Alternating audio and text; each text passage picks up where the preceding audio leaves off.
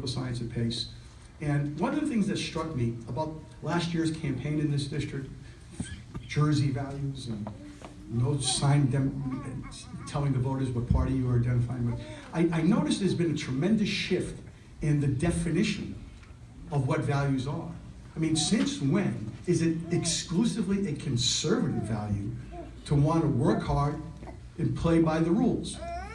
If you think about it, is that a conservative value or is that an American value? What is it? Is it a conservative or American value? American. And those are the values that bind us together. Isn't it basically, if you think about the American Constitution and the rights that we have to protect and fight for, if you think about those values in terms of how they apply to our personal lives, isn't it an American value to want to stand up and be able to speak your mind and worship whomever you want to worship in your religion without fear of retribution or retaliation in this country? Isn't that an American value?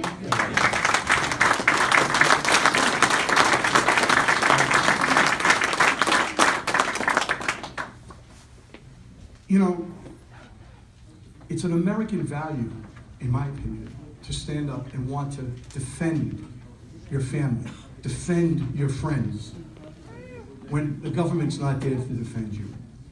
That's not a right-wing or left-wing value. That's an American value, isn't it? Yes.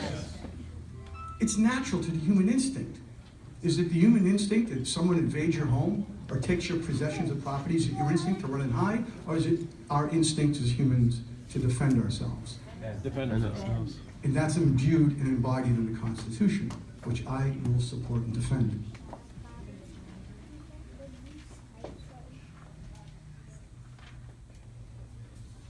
Is it an American value to divide us amongst race? No. Is it an American value to divide us amongst religion? No. Is it an American value to divide us amongst social and economic status? No. No.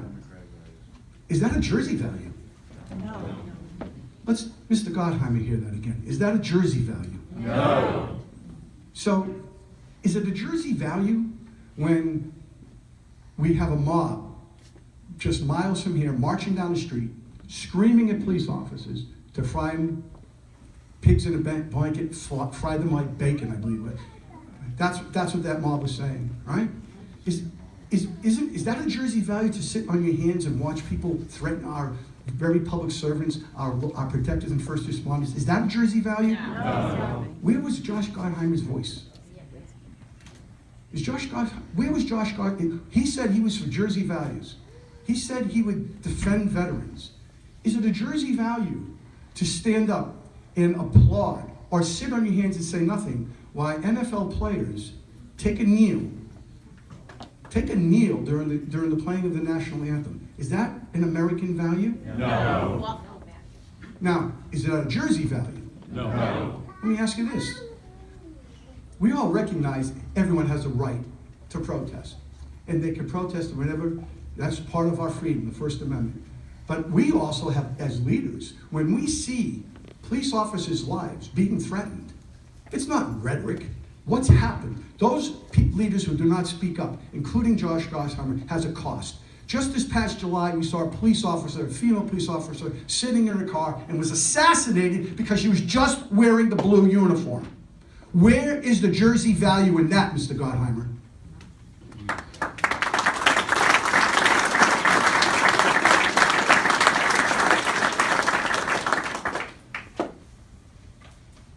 thought of a lot of this stuff on last night.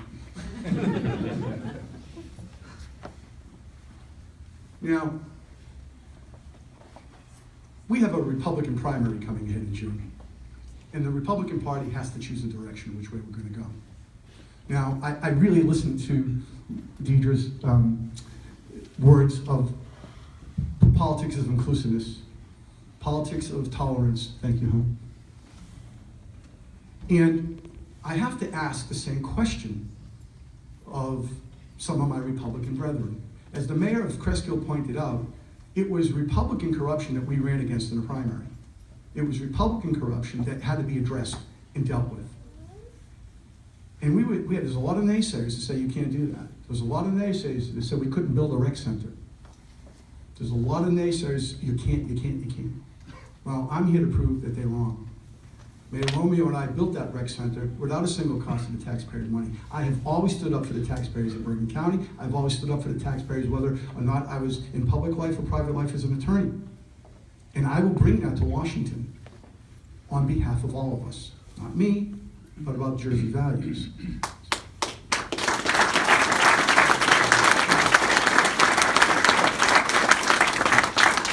So let me ask a question about Jersey values. Do Jersey values embrace hypocrisy? Okay, so when you run for office, whether you're a Republican or Democrat, and you decry the evils of illegal immigration, and there is no doubt that there are problems with anyone who comes into this country that threatens our security and our family values. But when you run for office and you decry that I'm against illegal aliens, and then you turn around 3 weeks later and get caught hiring illegal aliens, is that a Jersey value? No. It's no value. Our elected leaders and people who seek to run for public office need to adhere to these values, these family values that bind us all together. It's these values. Without them, we're nothing. There is no society. Is it a Jersey value to decry government spending and wasteful state spending, and then turn around and run your town into the ground and beg for a state bailout and say you're a conservative? Is that a Jersey value? No. I'll tell you what I think is a Jersey value, and what I've been taught by my parents. A Jersey value is to work hard, practice, like what you're doing. Participate in life. Those are Jersey values. If we don't run for office, all of us know, then it's in America, we leave it up to those who do, and we can't complain. I'm here to tell you, I am running for office. I'm going to go down to the DC. I'm going to work. I'm going to work to make the tax system fairer. I'm going to protect the middle class. I'm going to work to protect the vets, because my father's one, and I see the treatment that he's being received now, mostly good, needs improvement. I will represent your values of inclusiveness and will not seek to divide our party by race, by religion, or socioeconomic values. I will seek to defend, as I have with the Constitutional Officers Association in the state of New Jersey, to defend the Constitution. Now,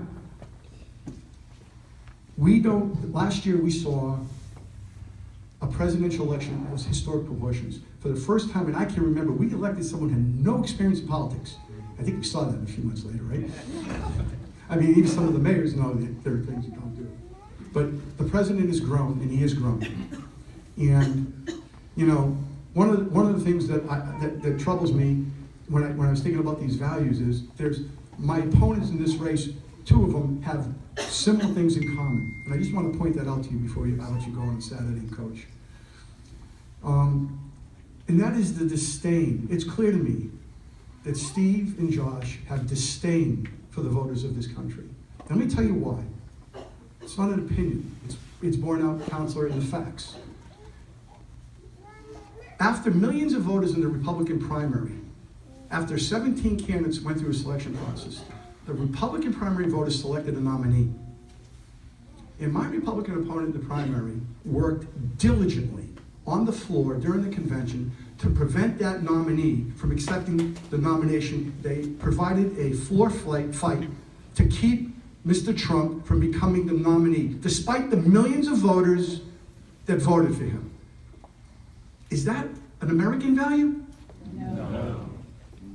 Now, Mr. Gottheimer, okay, who party has now acknowledged part of the Clinton machine, who he's a part of. He boasts about his relationship with Hillary Clinton. He boasts about his association with Bill Clinton, how he wrote speeches. He served that man. That same political machine that he benefited from politically and economically has been charged by their own party leadership of rigging the Democratic primary process. Is that an American value? No. So, the values that bind us together, ladies and gentlemen, my good friends and my cousins. I will fight for those values. I will not lie to you. I'm not the best speaker in the world, but I am, I believe, the best fighter for this campaign to face Josh Gardheimer next year.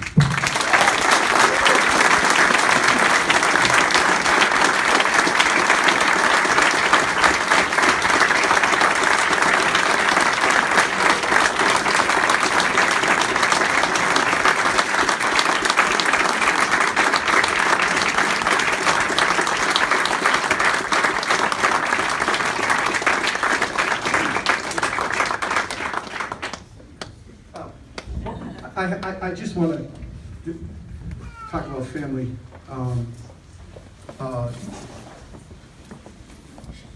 We've been putting together a team of support.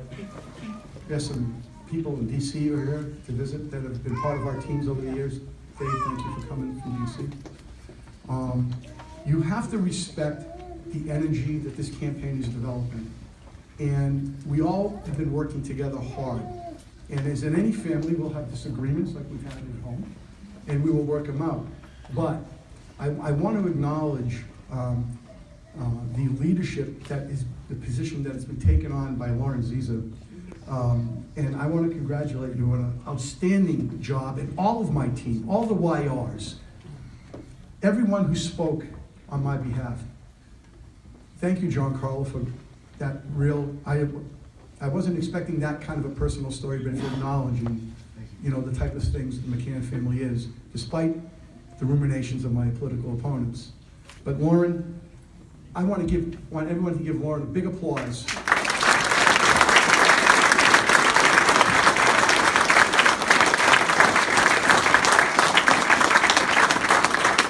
Now, it's not just Lauren, it's an amazing team. Matt Gilson, right back there.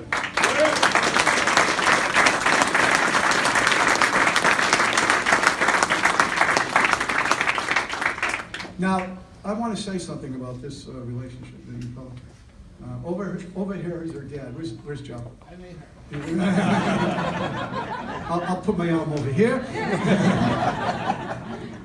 You see?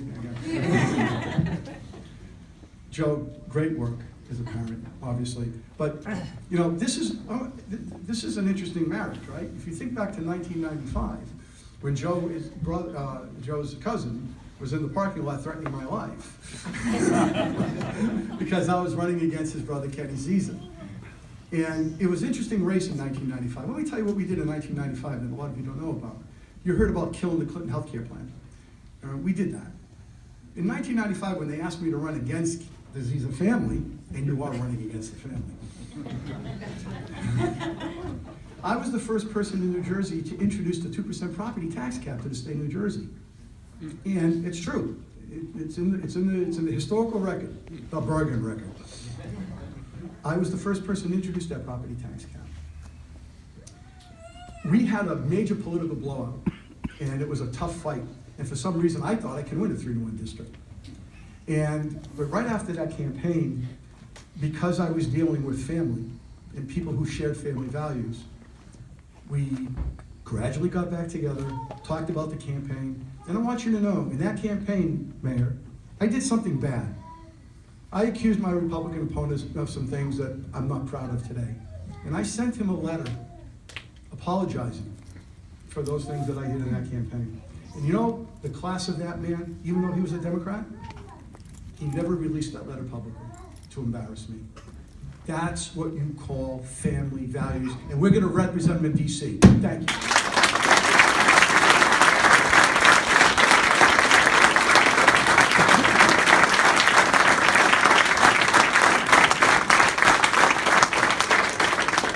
Thank you, ladies and gentlemen.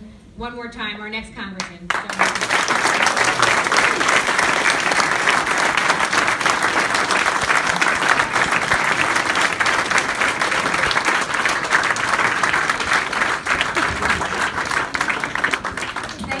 Thank you all for coming, and please leave your checks at the door.